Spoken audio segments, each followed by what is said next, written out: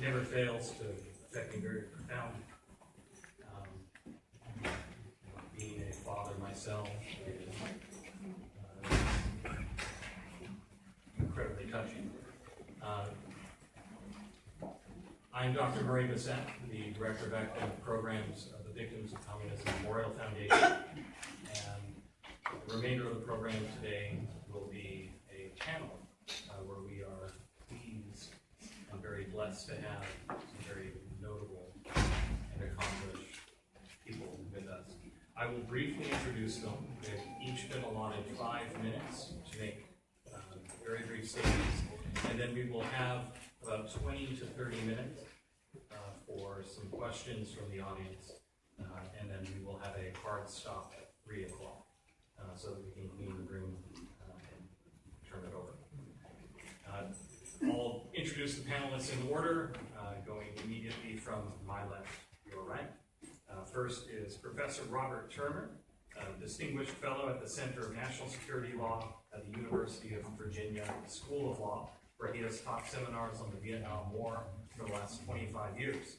He served 2 tours during the Vietnam War as an Army lieutenant and captain on detail to the North Vietnamese Viet Cong Affairs Division of the U.S. Embassy in Saigon, and later was a fellow at Stanford's Hoover Institution on War, Revolution, and Peace, where he wrote the first major English language history of Vietnamese communism and served as Asian editor of the yearbook on international communist affairs. To his left is Dr. Lewis Sorley, a West Point graduate, a Vietnam veteran, and the author of A Better War, The Unexamined Victories and Final Tragedy of America's Last Years in Vietnam, and the biographies of several Vietnam-era American generals. He has taught at West Point and the Army War College and holds a PhD from Johns Hopkins University. To his left is On Zone, who received the Dr. Arthur E. Bizon Prize for Naval Technology Achievement and the Service to American Medal for National Security and the Outstanding American Citizen by Choice Award for her numerous contributions towards the defense of our nation, including leading a team to develop the U.S.'s first thermobaric bomb.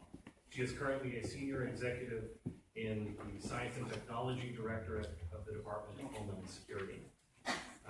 To her left is Dr. Nhi Lan Nguyen, who immigrated with her family to the U.S. after escaping the communist regime on a fishing boat in 1976. She obtained both her undergraduate and medical degrees from the University of Virginia. Dr. Nguyen completed 21 years in the U.S. Air Force and retired at the rank of colonel. To her left is Charlie Tong, the co-founder and CEO of Regal Nail Salon and Spa, a franchise of nail salons throughout the U.S., Puerto Rico, and Canada. In 1984, Charlie escaped from Vietnam by boat at the age of 14 without his family. To his left is the executive producer of the film we just had the pleasure of watching, Nancy Bui, who is a journalist and president of the Vietnamese American Heritage Foundation. Miss Bui escaped from her homeland by boat with her 2 young children in 1979. Professor Turner, I turn it to you.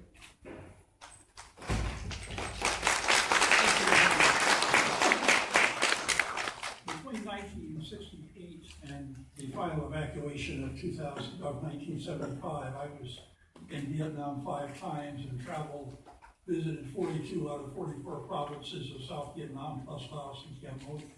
I spent about 10 years of my life working on the Vietnam War. And since coming to UVA 30 years ago, I've been teaching undergraduate and graduate courses on it, so it's something close to my heart. I wish we had more time, because I'd like to talk about the reality that we were winning the war by the early 1970s. But the person who knows more about that probably than anyone in the country is Bob Sorley, sitting here on my right, who I think is an American preeminent military historian of the war. I want to talk instead about what went wrong and the human consequences. What went wrong is very simple. At a time when we were winning the war, Congress, in its wisdom, passed a law making it illegal to spend Treasury funds on military operations by U.S. troops anywhere in Indochina, underground, in the air, off the shore of North Vietnam, South Vietnam, Laos, or Cambodia. At that point, Pham Van Dong, the premier of North Vietnam, announced the Americans won't come back now even if we offered them candy. And they sent columns of Soviet-made tanks into the neighboring countries and conquered them every bit as much as Hitler, Stalin, and other tyrants of Kim Il-sung committed aggression. What are the human consequences? Well, the peace movement assured us that we would have peace and human rights if we just cut off aid. It's not exactly what happened. Probably the preeminent human rights group in this country, at least in my view, is Freedom House. It was set up by First Lady Eleanor Roosevelt and Lyndon Wilkie, who had been the Republican candidate for president in 1940, and they set it up in 1941 to promote human rights. Every year they put out an annual survey of freedom. And about 2 years after the communists took over Vietnam, they described human rights in Vietnam less free than China, about the same as North Korea. That's what the peace movement imposed upon Indochina. In Cambodia, of course, it was even worse. As for the restoration of peace, during the first 3 years after liberation, after the communists were allowed by Congress to take control of Indochina, more people died in the former free territories of Laos, Cambodia, and South Vietnam than died in 14 years of combat throughout Indochina. There were executions. We heard the figure of 60,000 in the video. I think that's pretty close. It may have only been 50,000, may have been 80,000. Nobody has a good count, but there were large numbers. Then there were the re-education camps, where over 1 million people would work for the South Vietnamese, if that's for me, I'm not here, would work for the South Vietnamese government, were put in horrible conditions. Over 250,000 of them died in the camps, many held there for decades.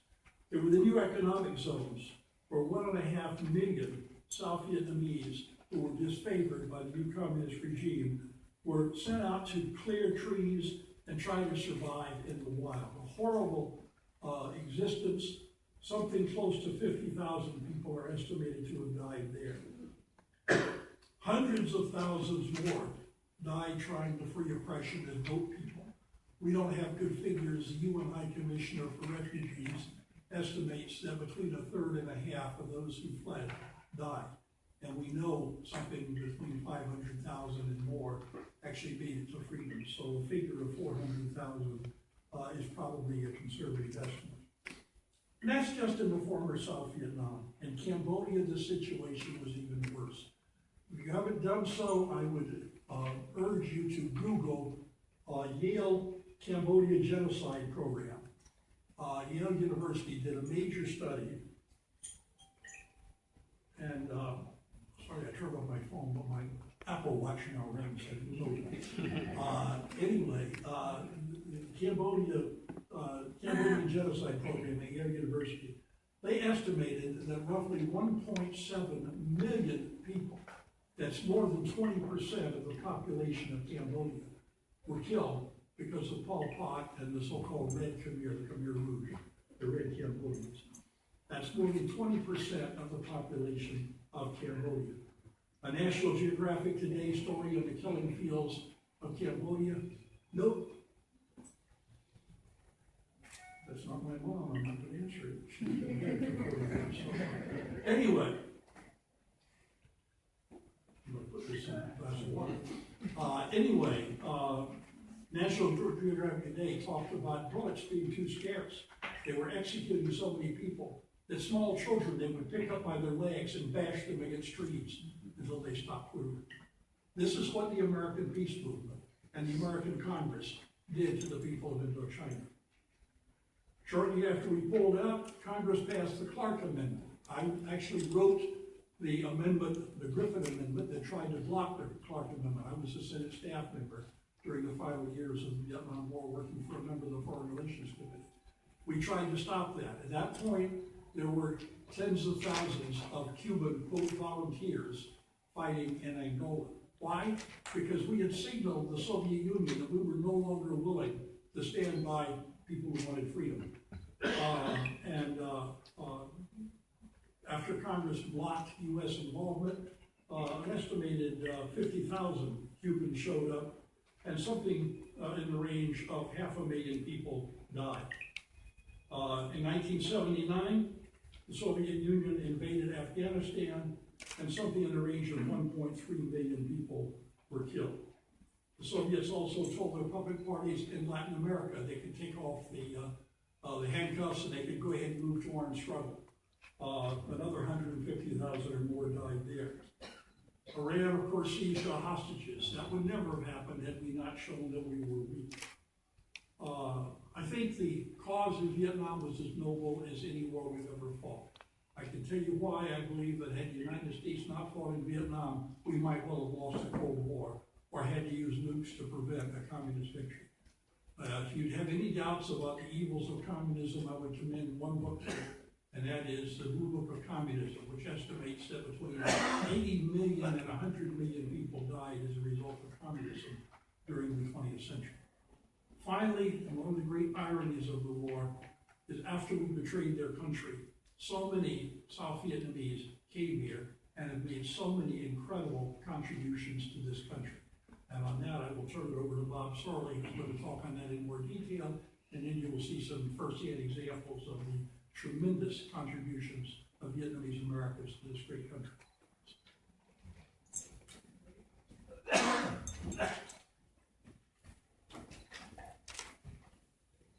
Like Murray, I've seen that film before, and I can't see it again without the same feelings of enormous admiration for the people who survived those terrible ordeals and rebuilt their lives, and enormous sorrow for our abandoning the Vietnamese in our greatest need. The people who came to the United States, some of them here today, were initially housed in refugee camps at various military facilities, one in Fort Chaffee in Arkansas, others in Florida, Pennsylvania, California. In order to qualify to leave such camps, the refugees needed a sponsor, someone who would ensure their well-being until they could get established on their own. In many cases, former advisors to Vietnamese officers became their sponsors. Others were sponsored by churches. And while there are Vietnamese in virtually all parts of our country today, the main concentrations, I'm sure you know this, are in Orange County, California, around Houston, Texas, near here in Northern Virginia, and in the vicinity of St. Paul, Minnesota. I've been to all those places. I was always surprised by St. Paul and wondered how people accustomed to the steamy climate of Southeast Asia happened to wind up in wintry Minnesota. I found it was because Lutheran church people had sponsored many refugees, and when those got established, they went back and sponsored more, and it just kept building like that. By happenstance, I once met the mayor of St. Paul, and we discussed this. He told me the Vietnamese were the best citizens he had, and he wished he had more of them. My friend Ha Mai Viet and his family wound up at Camp Chaffee. The father of one of his former advisors sponsored them, and eventually they settled in Sugar Land, Texas, near Houston. Viet studied hard and became an engineering draftsman working on oil pipeline design. He and his wife, Hao, worked diligently to put their 5 children through college at Texas A&M or Sam Houston State University. One of my most admired Vietnamese expatriates, though, is a woman I've never met. She's the mother of Quang Pham, who wrote an excellent memoir of coming to America as a 10-year-old child with his mother and 2 younger sisters. Meanwhile, his father, a former South Vietnamese general, was imprisoned in one of the so-called re-education camps, where he languished for many years before finally being released. The family wound up in California. During the day, the children went to school and their mother worked. At night, she went to school, becoming a certified public accountant while Kwong babysat his sisters. Finally, the father made it to America and rejoined his family, but he was in broken health and died after only a couple of years. Meanwhile, Kwong became a U.S. Marine helicopter pilot. One day, Kwong's mother looked around. Her husband was dead. Her children were grown and out on their own. What did she do? She joined the Peace Corps and went to Russia to teach accounting. How great is that? There are many, many other such stories of heroism, perseverance, and success achieved through great personal effort by expatriate Vietnamese. We have examples on this very panel. We have examples in this very room. We have Vietnamese American generals now serving in the Army, as you've seen. You can find examples of equal success in every profession. Over a recent 3-year period, the Army-Navy Club here in Washington sponsored a series of lectures commemorating those who had served in Vietnam.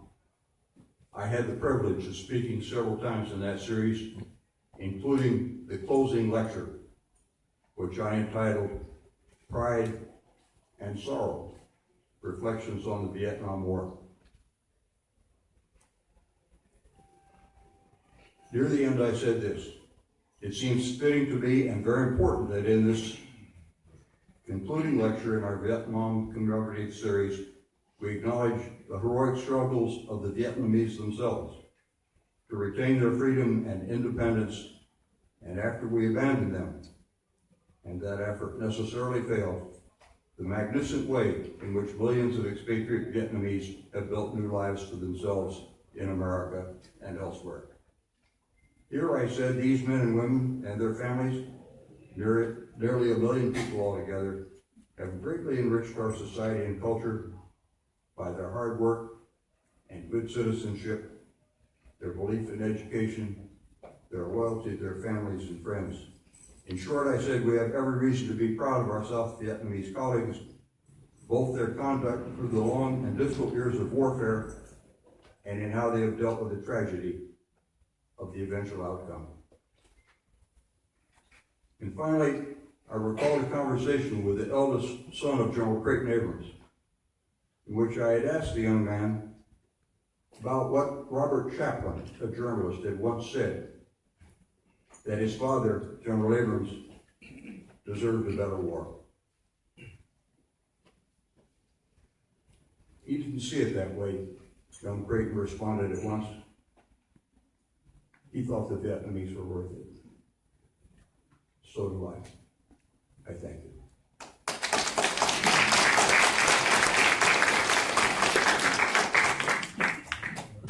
Good afternoon. Like many Vietnamese Americans in the audience, I'm always overwhelmed with emotion every time I watch Vietnamerica, no matter how many times I've seen it. On one hand, I'm reminded of a chapter in my life that was filled with losses, sadness, and anger. On the other hand, I'm ever more resolved in my current pursuits because Vietnamerica just reminded me of how precious freedom is and how privileged I am as an American citizen. When I left Saigon in April 1975 at the age of 15, I brought with me memories of a childhood that was kept safe and free by soldiers, specifically the 58,000 Americans whose names are on the wall, and the 260,000 South Vietnamese soldiers whose courage and ultimate sacrifice remain largely unknown to the rest of the world. For many years after the fall of South Vietnam, I carried on with an open wound in my soul. It was hard enough to have lost everything, including my country and my people's free will. However, it was unbearable to see how my heroes, the American soldiers, portrayed by Hollywood and American media as murderers of women and children. To see the South Vietnamese soldiers portrayed as cowards and blamed for the loss of South Vietnam. Today, I'm still resentful, but I no longer feel helpless. As I transform from a former bitter refugee of war to a confident American citizen, I have learned many things. I have learned that this second country of mine is a paradise of freedom and opportunity. I have learned that our democracy and justice are really meant for all of us. And I have fallen in love with this land and its generous and compassionate people. Those who were born in paradise often do not appreciate that it is so, and some take it for granted. So it is imperative for those of us who once had to risk our lives to come here, to seek freedom. It is our job, our duty, to point this out to our fellow Americans. Sure, America is not perfect, and there's always room for improvement. But relatively speaking, this land is a paradise that must be cherished, and our freedom is a gift that must be vigilantly guarded. Because I believe in America's open-mindedness, it is time, it is up to us to speak up for our heroes, for our soldiers, the Americans, the South Vietnamese, for everyone who had fought and died for the freedom and democracy of South Vietnam. It is up to us to restore the honor and dignity for our soldiers, to fight for their legacy. It is up to us to educate the general public, the American public, about the truth of the Vietnam War. And I thank friends like Dr. Turner and Dr. Sorley with all my heart. Thank you for helping us all these years of getting the truth out. We need to do more and more of this, and we need a lot more of Dr. Sorley's and Dr. Turner. As we are gathering here to remember how Vietnamese refugees got here, let us not forget that 90 million Vietnamese in Vietnam today are living under a regime that shows no recognition whatsoever for any, even most basic human right, none whatsoever. Let us not forget that many things that we're taking for granted here in the United States, in America, could only exist in other people's dreams elsewhere. Therefore, it is only right that we should help them. It is only right that we should help make their dreams come true for them as well. Thank you.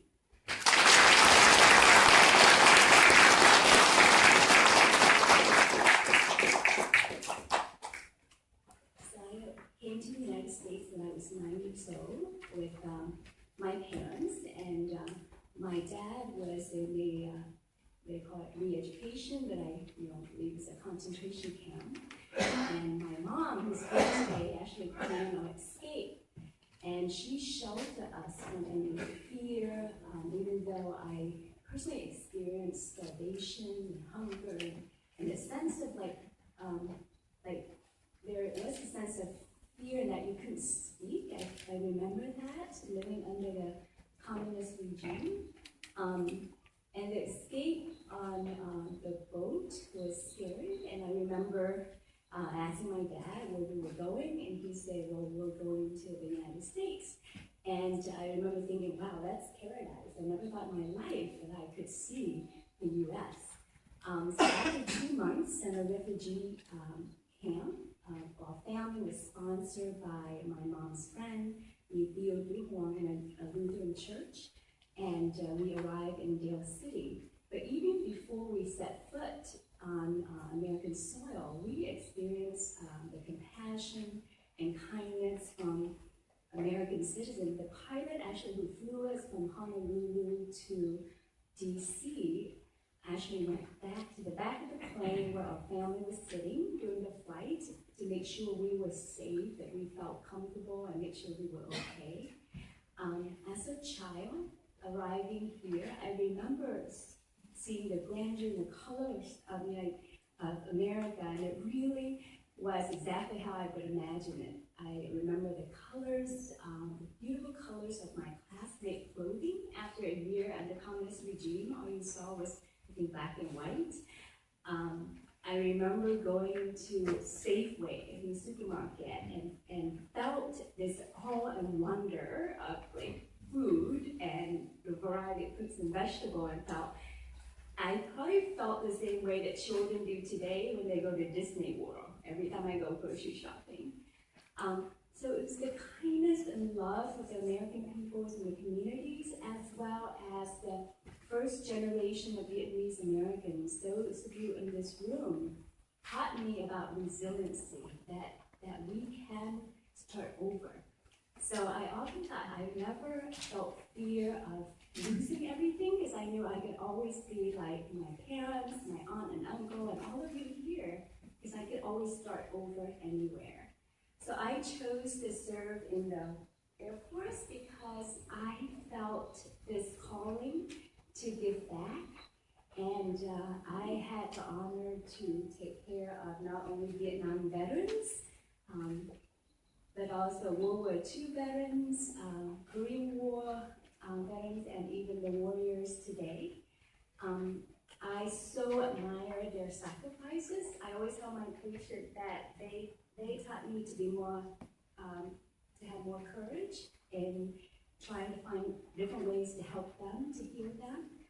And I always felt that I actually had the coolest job ever, because I get to be America's superhero's doctor. That was what happened. So today, you know, as we have the discussion, our country have a lot of discussion about immigration, and I reflect back about how I felt as a child immigrant here. There was a lot of love. I felt a lot of love being a refugee in this country. So it was never a question whether I could give back. I would live my life in this country because of how welcome I felt. But now, after 20 years of fighting terrorism, the discussion is a lot about fear. I sense a lot of fear in our community about refugees and immigrants, and I wonder how that would impact the future of America. Because the decision, there was a huge leap of faith for American Congress and American people to open their arms to us as Vietnamese Americans immigrants. And there was a lot of love and compassion. And now that the conversation evolved around our fear of terrorism and how that will impact the future of America. Thank you.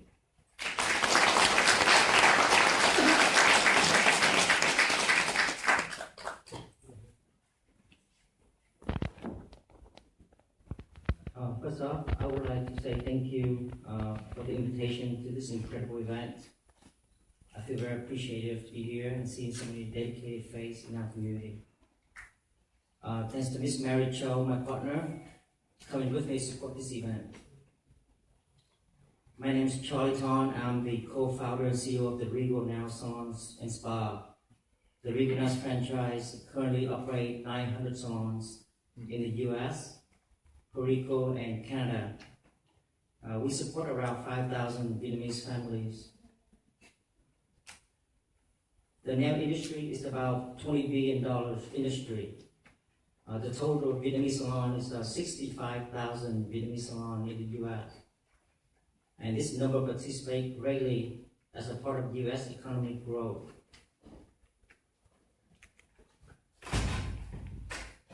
I escaped from Vietnam at age 14 by boat with 66 other people. And the journey took 16 days on the ocean. And we landed in the Philippines and then the US a year later as a minor. Vietnam War was ended when I was 5 years old, so I don't have much of the memory. But I know that after 1975, we lived very poor. We eat anything we can find. My father was in jail, and my mother had to find a way to support her husband and 4 children. She saved money and sent us one by one by boat. Thanks God for us to live in the freedom country, which is the United States of America, a country with opportunities. As a U.S. citizen and an entrepreneur, my responsibility is making sure our business grows positively, support our Vietnamese community, pay taxes, create more jobs, and lastly, provide beautiful, healthy hands and feet for men and women. I'm very proud to be a Vietnamese and thankful to live in America. And thank you, and God bless us all.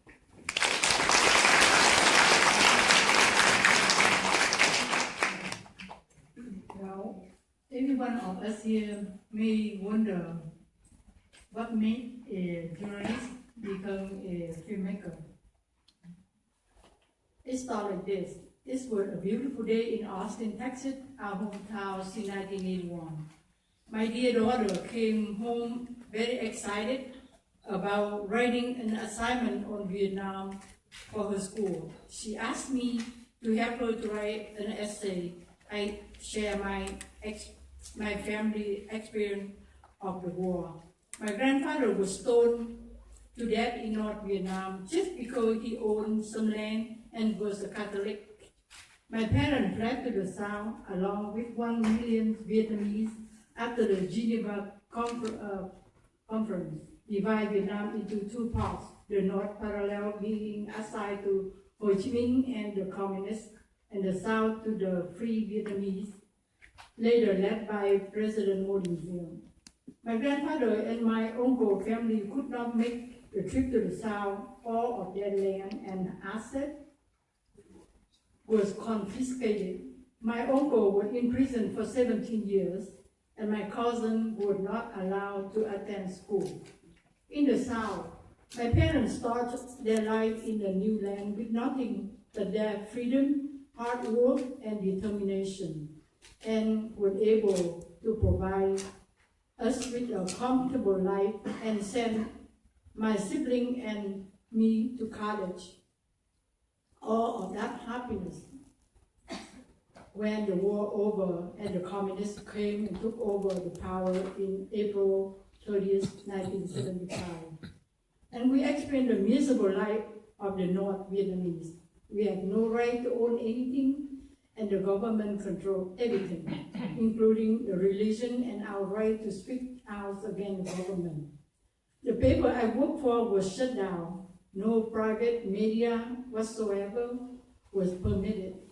About 1 million former officers of government and military of the South were in prison without trial, along with others who were unhappy with the communist government. Their family was sent to new economic zone and had nothing. Many people dying of hunger. By the time we escaped from Vietnam, we were so desperate. We would rather die to find freedom than live under communism. Surprisingly, my daughter Esther got an F. And believe me, it was living hell to me when she came home. She said I ruined her life because with her, even getting a B was a disaster. I went to her school and fight with her teacher. Her teacher explained to me that there was no reference about what I had told my daughter. When a student writes an essay, she needs to cite the source from the books. They take the information from. Most of the books wrote what America invaded Vietnam, and Vietnamese people stood up to fight back and won the war. And that Ho Chi Minh was the father of the country, who brought independence and happiness to the country and so on. I believe that the teacher was sincere when she looked in my eyes and told me, Miss Nancy, I believe your story, but there are no reference. That's for the reason why a group of my friends and I got together and found Vietnamese American Foundation with a sole purpose, recording all the experience of Vietnamese American and the truth about the Vietnam War. To us, despite all the myths about Vietnam War, if Ho Chi Minh did not import communism to Vietnam, there would have been no Vietnam War. And America would have no reason to be in Vietnam. An important thing. If America did not get involved in Vietnam War, Vietnamese people would not have had the opportunity to live in freedom for 21 years. So we are sitting right in the House, the place that all Congress and legislature did so many wrong decisions during the war and end the war without any cost. But luckily, the House, the legislature, did some good reason that bring the Vietnamese refugee in. Today, over 2 million, almost 2 million of Vietnamese contributing to this country to make America great again and again. I would like to recognize a few people that we missed because they come late or we didn't see them. First of all, Piton, he very busy CEO, multi-millionaire, come here for this event. Thank you so much.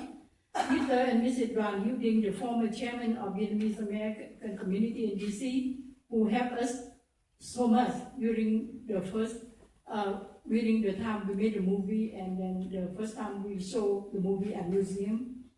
And then NgàyThứ, CEO, one of the VOC board of directors, the media, VOA, Radio of Free Asia, SBTNDC, and Viet TV DC, Mr. Đào Hiếu Thảo, chị Thanh Trúc, all of you always been with us wherever we go to spread out all the mission that Vietnamese American Heritage Foundation does. And last but not least, my husband, Chiến, who support me, who stay home by himself many days. Sometimes I only be at home only a few days a month. And he always greet me at the airport and bring me home with the hot food. Thank you very much.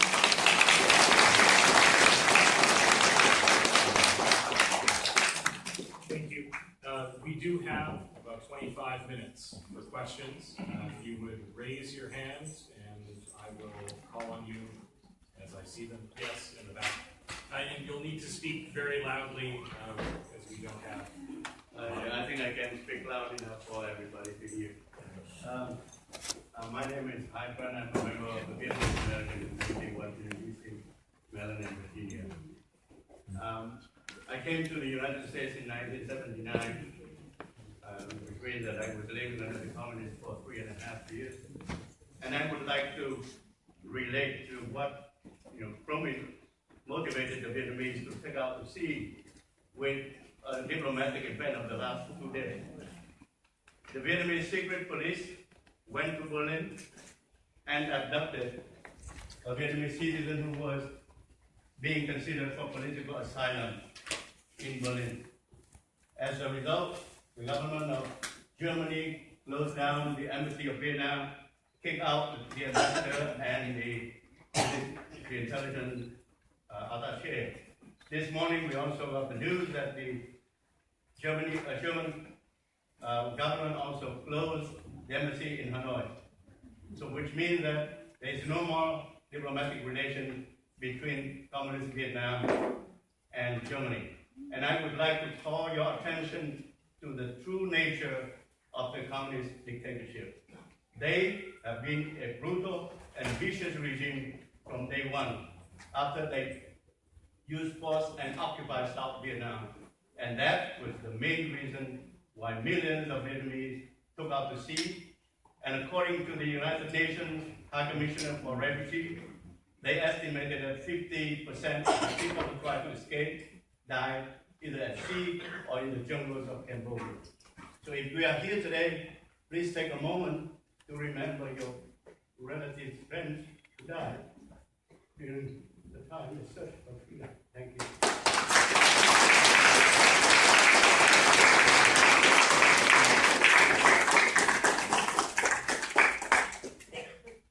Thank you. Questions? Yes, gentleman in the structure. If you could stand. Okay, I'm from Voice America. I have a question to the panelists, especially to Mr. Nguyệt Ánh and Ms. Nguyệt Ánh and Mr. Nguyệt. I heard you mentioned that when you came here as refugees, you have experienced the generosity and the compassion of Americans. But I'm wondering whether it's still relevant today, especially under the Trump administration. We have heard the traveling bans imposed on the people from some Muslim countries. We had Trump suggesting vetting immigrants before accepting them. So my question is, are you on board with the Trump administration rhetoric regarding the refugee and immigrants? And if you are against this, what can you do in your capacity to turn around the government decision?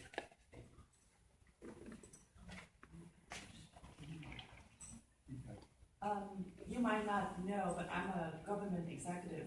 I am working in the Department of Homeland Security.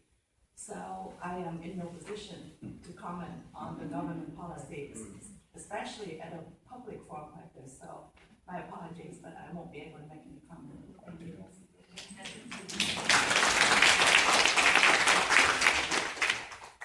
I think I can speak just from a human experience, and as I mentioned that we humans have two emotions that drive our actions, and that is love or fear. Two basic emotions. And my experience as an immigrant, and my family as those, and all those who are here, I think all of us experience a lot of love and compassion from our own communities, the Vietnamese American communities, but also the American communities back in the 70s, 80s, and 90s. And I think today, because of the fear of terrorism, and because we're not fighting necessarily a state, we are fighting ideals, I think there's a lot of fear, and I worry about that. I worry that leaders are making decisions out of fear. And so my challenge for all of us is, can we open our heart and take actions from a space of forgiveness, from a space of immigrants who have benefited from the love, and encourage our leaders to make their decisions based on love. Thank you.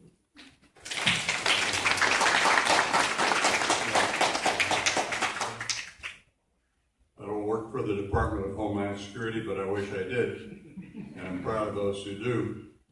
I suggest there is a wider range of motivations in dealing with refugee issues than just love and fear. For example, you might want to add prudence. For the first time in my experience, we have would-be refugees who want to come here for one reason only, and that's to kill us.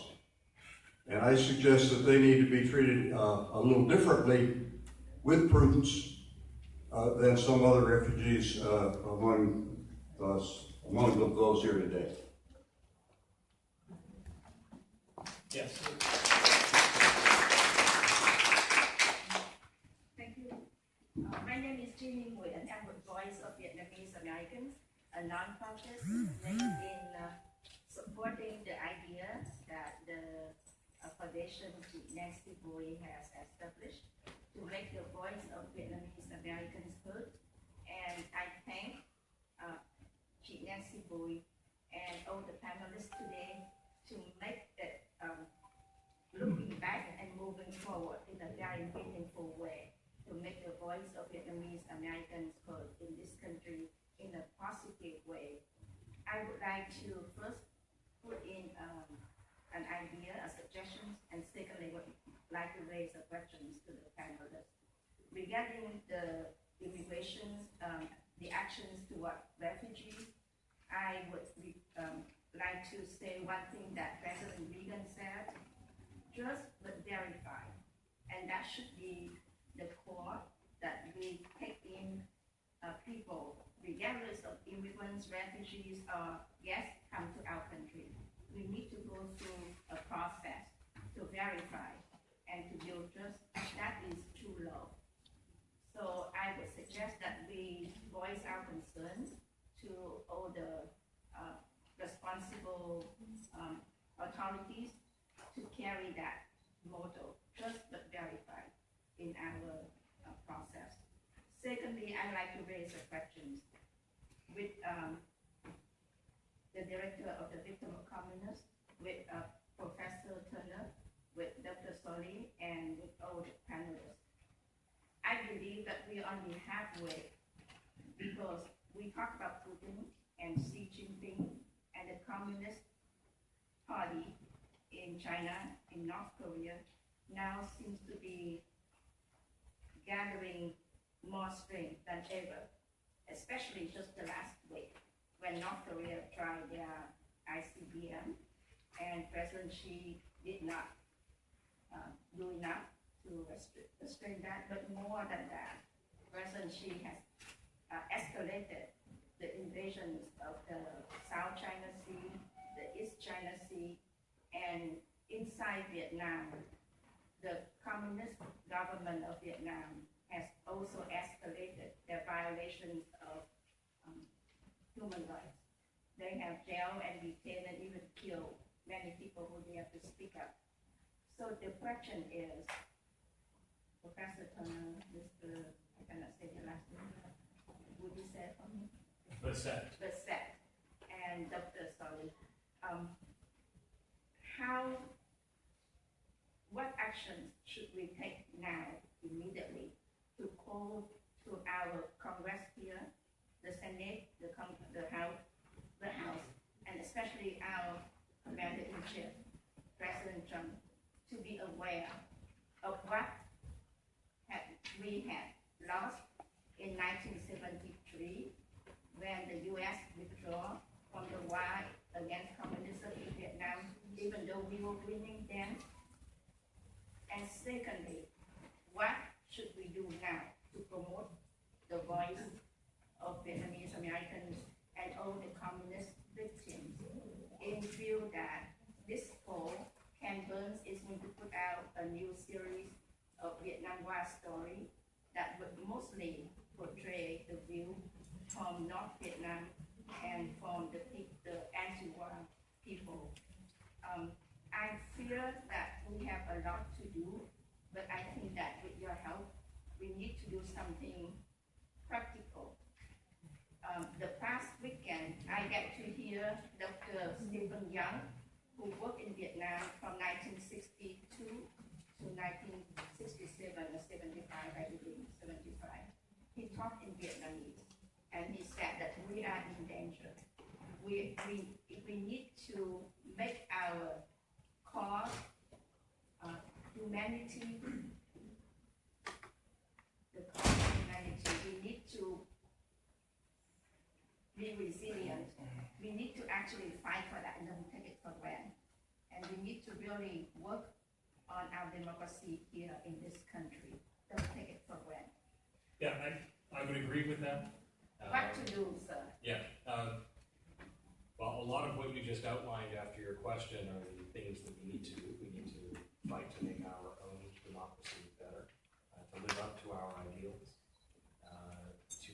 better understand our ideals, to better educate our citizens about our ideals, and to educate the world about our ideals. Moreover, we need to recognize the evils that exist in the world, and communism being one of the most deadly that is still there.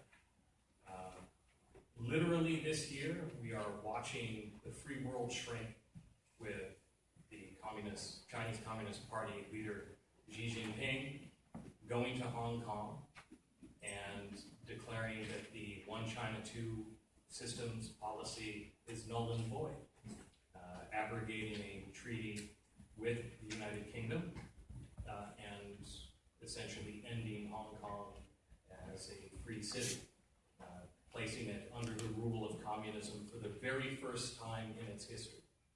And we have done nothing. Currently, the Venezuelan people are fighting in the streets, resisting a slow-motion communist revolution, the attempt of the Maduro regime to install a single-party dictatorship in the Cuban style, with tens of thousands of Cuban officials there helping us. You mentioned the increase in human rights violations in Vietnam. The gentleman who asked the first question mentioned the abduction in Berlin of an asylum seeker. At some point, the West, the free world, has to stand up and be willing to do things along the lines of what the German government has done, which is sever ties, to say enough is enough. Those are very adequate answers. Why don't we move on? Okay, next question. That is the question about Next, Canberra. no, next question. Question about Canberra and this movie coming out. I'd like to address about Canberra. The Vietnam War movie will come out in September of this year. I saw some of the pilot footage. I cannot conclude that it will be a totally anti-war Vietnam War or not. That way until it come out.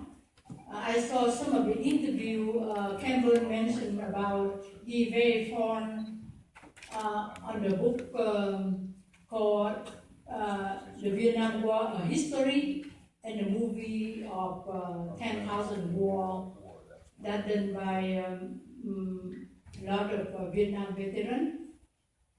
So I myself met with Campbell and I told him that about this movie, and I asked him that, if you talk about a movie that reflects our science, I would recommend you to see my movie. I gave him a copy of DVD. I don't know if he watched it or not. But anyway, it's hard to conclude when we don't see the whole thing yet. So I would recommend we'll see how it looks, and then we can address the matter later, because we don't have enough information yet. Thank you. Just real quickly, I spoke to the Ken Burns' assistant lady who saw, apparently I sent I sent out an email to some Vietnam veteran friends basically saying we need to be prepared for this. I don't think it's going to be very good. And apparently somebody forwarded it, who they forwarded it. I've gotten a lot of emails, did you really write this? And she called me because she'd gotten a lot of references to my email. And she said, we don't take the position the war was illegal, immoral, unwinnable, and so forth. We interview a lot of people on both sides who make their own positions. But I did tell her that I thought it made sense for us to hold our fire until we could actually see the movie. I'm not optimistic it's going to be good. One of the things that I hope they're going to mention is that after the war, Hanoi published a book translated into English under the title Victory in Vietnam.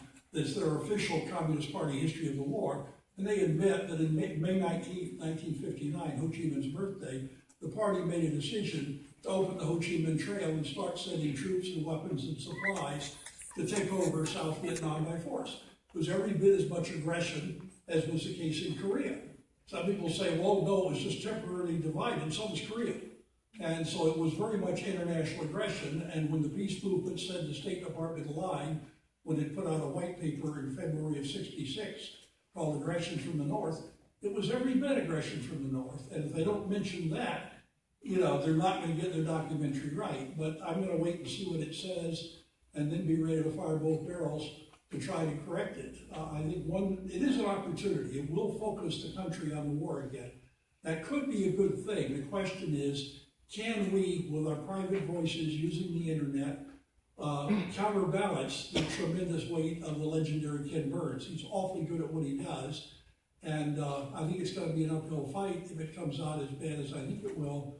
But anybody who came over here as a book person knows about uphill fights, and this will not be anything like that. So I think we just determine, watch carefully, take notes, and then correct the record if it needs to be corrected.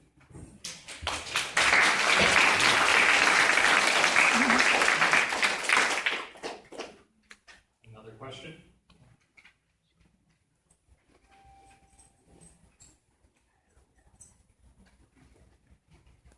Okay, if not, then please join me in thanking our panelists.